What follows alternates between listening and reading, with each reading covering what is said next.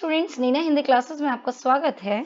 आज हम कक्षा 9वीं हिंदी की पाठ्य पुस्तक क्षितिज भाग 1 के काव्य खंड का पहले पाठ में से पहली जो इसमें साखियां हमने करी थी, अब उसका हम दूसरा भाग करेंगे सबद, जो कि कबीरदास जी द्वारा लिखे गए हैं। तो कबीरदास जी की हमने पहले क्या करी थी?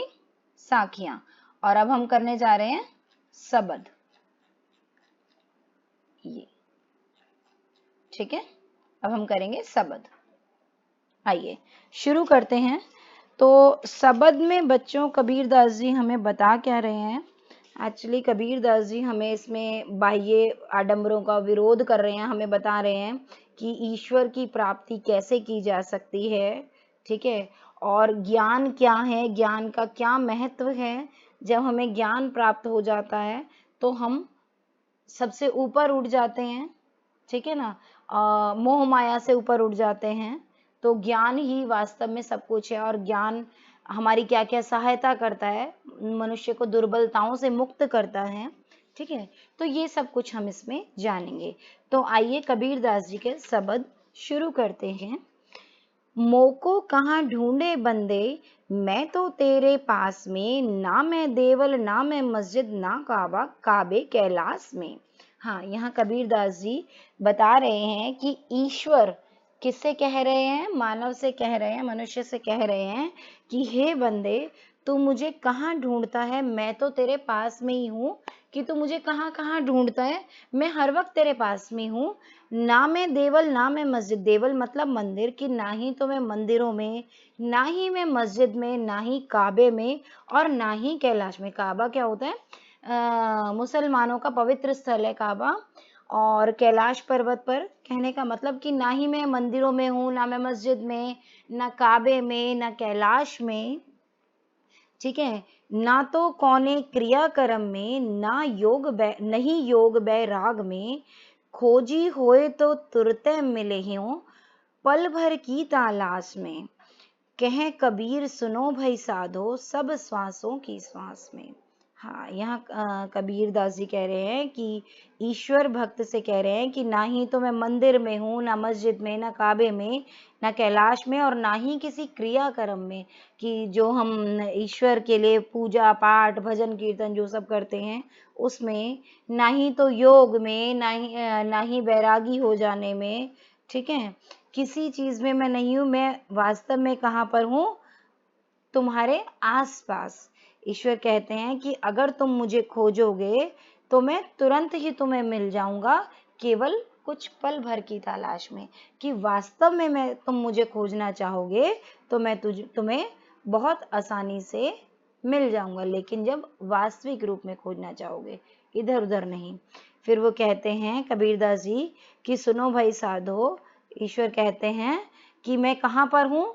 सब श्वासों की श्वास में, कि हर व्यक्ति की श्वास में बसा हूं मैं। तो कहने का मतलब बिल्कुल तुम्हारे आस पास हूं, मुझे सिर्फ खोजने की तलाश है। कहने का मतलब हम बाह्य आडंबरों में ना उलझे रहे, बल्कि ईश्वर की सच्चे मन से भक्ति करें, और उन्हें सच्चे मन से ढूंढना चाहें तो वो हमें आसानी से मिल जाएंगे, ठीक है। आगे उनका दूसरा शब्द हम पढ़ेंगे। संतों भाई आई ज्ञान की आंधी रे, भ्रम की टाटी सबे उड़ानी, माया रहे न बांधी। हाँ, यहाँ पर कबीरदास जी कह रहे हैं भक्तों से, वे कह रहे हैं कि हे संतों, ज्ञान की आंधी आई है। कौन सी आंधी आई है? ज्ञान की, ठीक है, ज्ञान रूपी आंधी आई है। जिस प्रकार से आंधी आने से जो हल्के फुल्के घर, झोपड़ियां, छप्पर वाली छतों वाले जो बने होते हैं वो सब उड़ जाते हैं, कच्ची दीवारें टूट जाती हैं, इसी प्रकार से जब हमें ज्ञान मिलता है तो हमारे मन से सब मोह माया सब खत्म हो जाता है। तो वही यहाँ पर वो बता रहे हैं कि ज्ञान की आंधी आई और भ्रम की टाटी मतलब दीवारें सब उड़ गई, और माया रूपी रस्सी भी उन्हें नहीं बांध पाई। कि भ्रम रूपी दीवारें जब उड़ी तो माया रूपी जो रस्सी है वो भी नहीं बांध पाई। कहने का मतलब कि जब हमें ज्ञान की प्राप्ति हो जाती है तो कोई भी माया हमें नहीं रोक पाती, हमें अपने बंधन में नहीं बांध पाती। हम सब बंधनों से मुक्त हो जाते हैं और हम अपना रास्ता खुद बनाते हैं। ठीक है, आगे कबीर जी क्या कहते हैं, हिति चित्त की द्वैत होनी गिरानी, मोह बलिंडा टूटा, तृष्णा छानी परी घर ऊपरी, कुबधी का भांडा फूटा। हाँ, यहाँ पर वो क्या कह रहे हैं, हिति मतलब हित मतलब स्वार्थ और चित्त मतलब मन, की स्वार्थी मन रूपी दो, थूनी मतलब स्तंभ, की स्वार्थी मन रूपी जो दो स्तंभ हैं वो भी गिर गए जब ज्ञान की आंधी आई, और मोह रूपी बलिंडा, बलिंडा मतलब छप्पर को बांधने के लिए जो मोटी लकड़ी लगाई जाती है, कि वो भी टूट गया, कि जब आंधी आई तो ये सब की वो छप्पर उड़ गई, बलिंडा टूट गया। कहने का मतलब जब हमें ज्ञान की प्राप्ति होती है तो हम स्वार्थी मन से ऊपर उठ जाते हैं, हम स्वार्थ के बारे में नहीं सोचते और हम मोह से भी ऊपर उठ जाते हैं। हमें किसी चीज का मोह नहीं रहता जब हम वास्तविक रूप में ज्ञानी हो जाते हैं।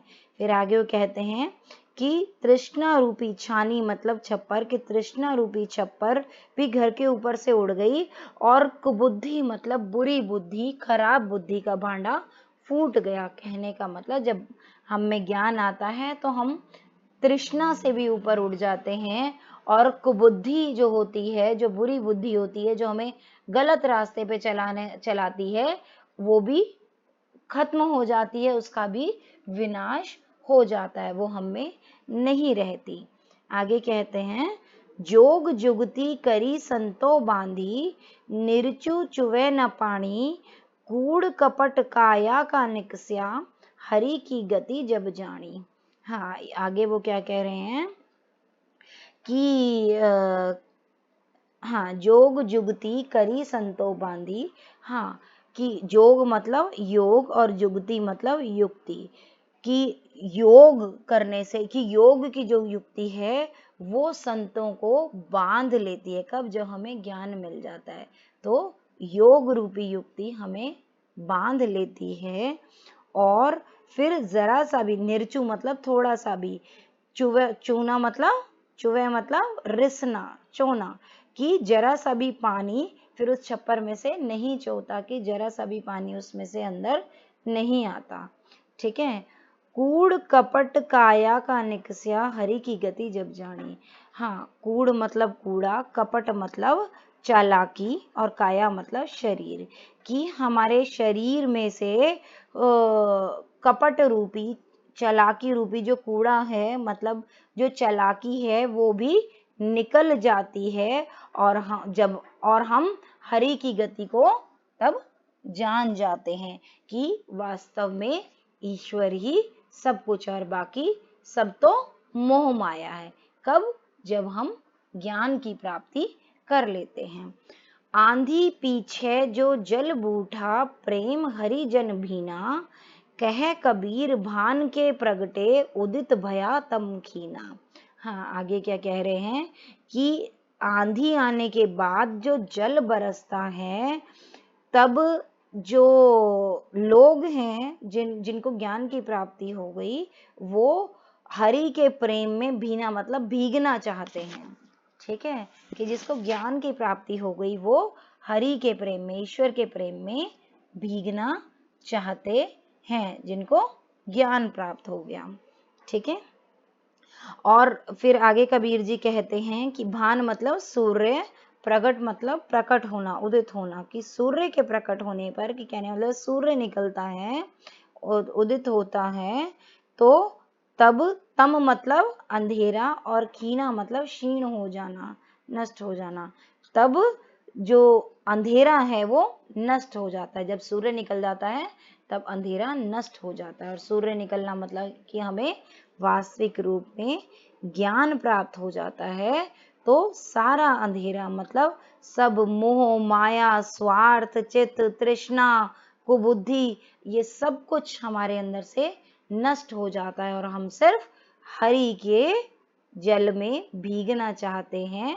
हम हरि के प्रेम में भीगना चाहते हैं, और हम हरि को मतलब ईश्वर को जान जाते हैं। ठीक है, हम ईश्वर की गति को जान जाते हैं जब हमें ज्ञान आ जाता है। तो बच्चों, उम्मीद करती हूँ इन शब्दों से आपको बहुत कुछ सीखने को मिला होगा, ज्ञान का क्या महत्व है ये सीखने को मिला होगा, और हम ईश्वर की सच्चे मन से भक्ति करें, हम बाह्य आडंबरों के द्वारा उनको ना खोजें, इसका भी आपको ज्ञान मिला होगा। और उम्मीद करती हूँ आपको मेरी वीडियो पसंद आई होगी। अगर आपको मेरी वीडियो पसंद आई तो इसे लाइक, शेयर और चैनल को सब्सक्राइब जरूर करें। जल्द ही मिलते हैं अगले वीडियो में। धन्यवाद।